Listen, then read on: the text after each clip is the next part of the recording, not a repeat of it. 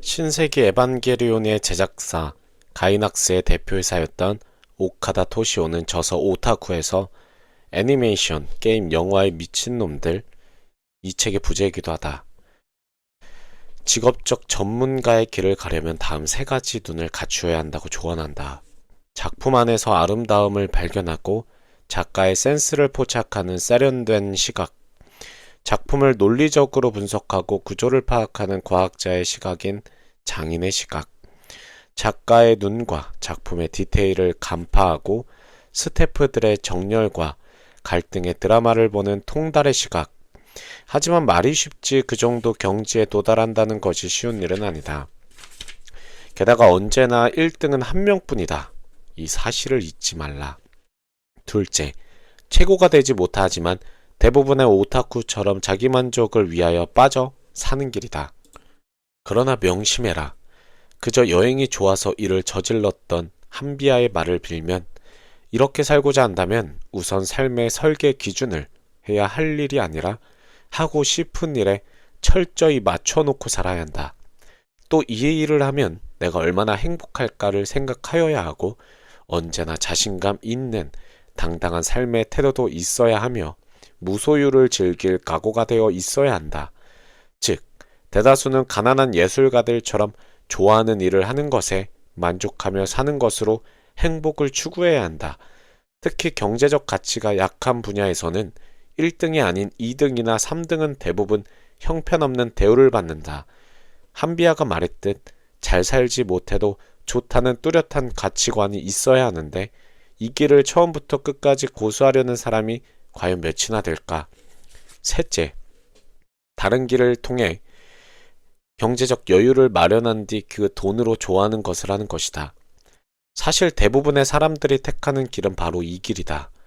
여행을 좋아하는 수많은 사람들이 생업에서 여행비를 마련하여 여행을 즐기는 것처럼 말이다. 김동주 치과의원 원장 김동주 역시 그러한 경우에 해당된다. 그 역시 오지 여행 전문가라고 할 수 있는데 지난 10몇 년간 1년에 한 번은 여행을 했다. 그의 홈페이지에 실린 60개국의 수천 장의 사진 자료들과 텍스트 자료들은 방대하며 동영상 서비스까지 제공된다. 이렇게 생업을 영위하면서 거기서 얻은 자금으로 자기가 좋아하는 것을 시작하다가 전문가의 경지에 다다르는 사람들은 한두 명이 아니다. 때로는 자기가 좋아하는 것을 나중에 하기 위해 일단은 먼저 돈부터 악착같이 모으는 사람들도 있다.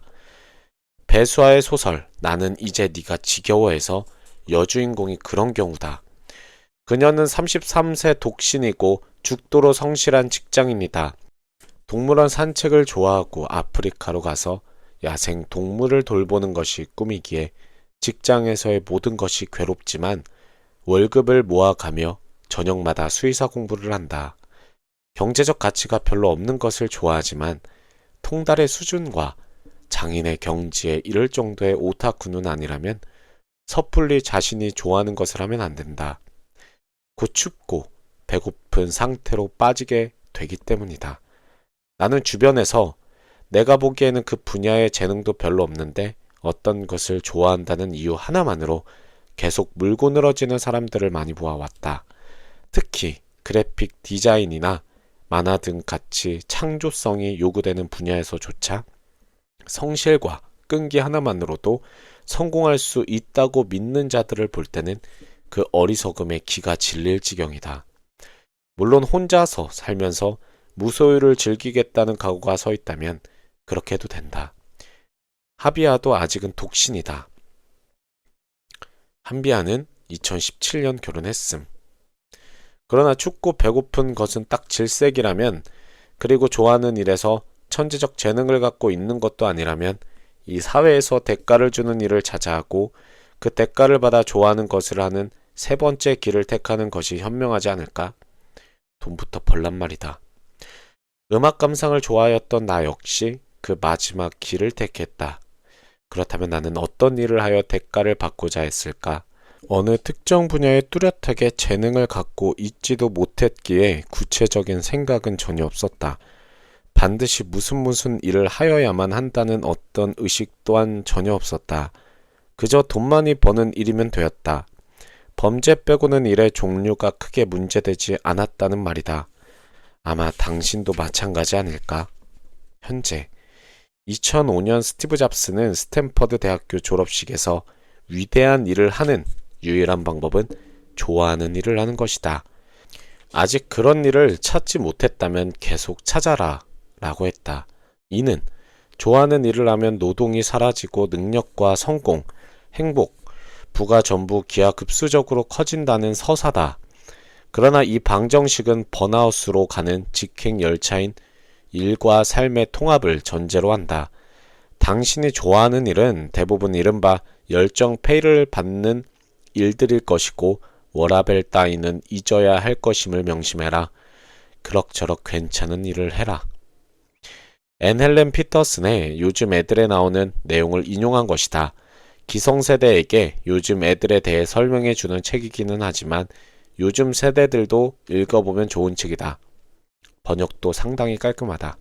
혹시라도 춥고 배고파질지라도 예술 쪽에 관심이 많다면 노승림의 예술의 사생활, 비참과 우화를 읽어봐라.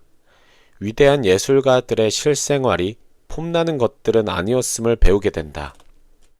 나는 고등학교 1학년 때 미술가가 되고 싶었다. 그래서 미술반에 들어갔는데 딱 3명이 나보다 더 구성 그림을 그것도 훨씬 잘 그렸다. 나는 내가 노력만으로 그들을 능가하기는 어렵다는 것을 어렴풋이 깨닫고 깨끗이 미술반을 그만두었다. 그때의 기억이 지금도 생생하여 그 3명의 이름을 아직도 기억하고 있는데 한 명은 상명대 디자인대 학장이 됐고 다른 한 명은 연세대 디자인 예술학부 교수가 됐으며 마지막 한 명은 미국에서 활동하다가 한국에서 디자인 아티스트로 활동한다. 그들을 볼 때 나는 내가 고1 때 좋아했던 미술을 포기한 것은 아주 잘한 결정이라고 믿는다. 좋아한다고 선택하지 말고 같은 것을 좋아하는 사람들보다 훨씬 더 잘할 자신이 있을 때 비로소 그 좋아하는 것을 선택하여라. 나는 설치 미술에 대한 미련은 아직도 갖고 있으나 살아생전에 실현할 수 있을지는 모르겠다.